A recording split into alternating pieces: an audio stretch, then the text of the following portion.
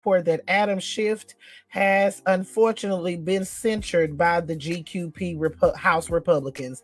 I declare, honey, what a disgrace. It is ridiculous and a hot boo-boo shitty mess. But I knew that it would happen. I predicted it when they didn't censure him last week. I actually predicted that they were going to go ahead and reintroduce that resolution and not put that $13 million in fine. See, that's where Paulina, I believe it is Paulina Luna, that is where she effed up the church's money, because when she put that censure and put that very large fine on there, that right there really razzled the GQP Republicans, honey. They don't want to have to pay no money, and they know that they could somewhere down the line be seated in the very same seat that Adam Schiff is in. So they decided, oh no, we're not going to vote for this. So they went ahead and struck down that resolution to censure him last week because it had that portion in it. But this week, they did go ahead and censure him, unfortunately.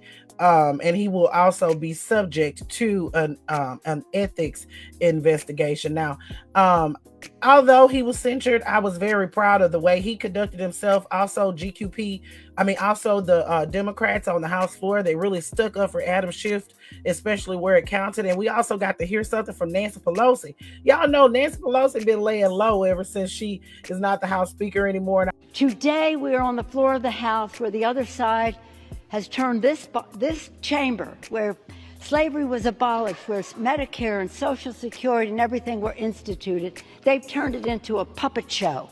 A puppet show. And you know what? The puppeteer, Donald Trump, is shining a light on the strings. You look miserable. You look miserable. The only advantage to all of this is that instead of reversing what we did on the IRA to save the planet, or reversing what we did to reduce the cost of prescription drugs, you're wasting time. Baby, Nancy said, you're miserable. You look miserable, baby. And they are. They really are miserable and pathetic. And they know it. They know that it is completely embarrassing what they are doing. But hey, they're trying to stay in office, honey. And they feel that as long as they stick by Frumpy Dump's side, then they will be able to stay in office. Nancy Pelosi is 100% correct in her sentiments there. I agree with all of them. Dan Goldman from New York, baby. Snap, snap, snap, snap, snap.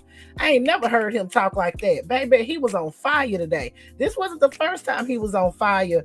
He was on fire other times today, especially when he talked about George, I'm just a boy in George Santos. Baby, he was on fire. So let's talk a little bit more about this censure. So the vote was a 213 to 209 vote.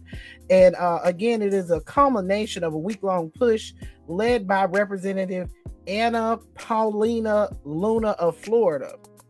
And as we know, last week, of course, it did not pass. It also marked the apex of the Republicans' years-long campaign against Adam Schiff to emerge as the boogeyman on the right for his unrelenting criticism of Frumpy to the motherfucking dump.